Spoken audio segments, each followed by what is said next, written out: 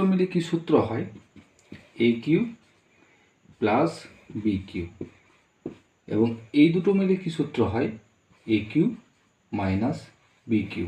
তাহলে বুঝতেই পারছো এ কিউ প্লাস বি কিউ এর পুরো সূত্র কিন্তু এটি।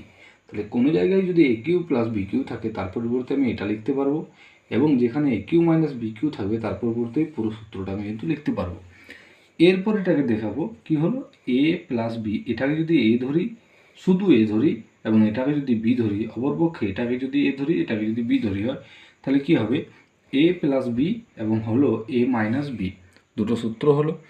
এ প্লাস বি এবং এ মাইনাস বিকে আমি যদি একটা সূত্রে করি, মানে জোড়া করি, তখন কি হবে, এ স্কোয়ার, এ স্কোয়ার মাইনাস বি স্কোয়ার। তাহলে এখানে এর পরিবর্তে কি আছে, এ কিউ তার স্কোয়ার মাইনাস বি স্কোয়ার মানে বি কিউ তার স্কোয়ার।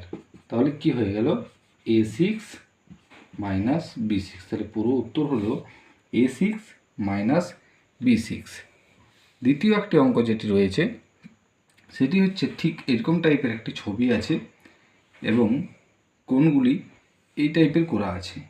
এই জায়গায় দেওয়া আছে এক্স, এই জায়গায় দেওয়া আছে কি 3x, ঠিক আছে, এবং এই জায়গায় আছে 80 ডিগ্রি।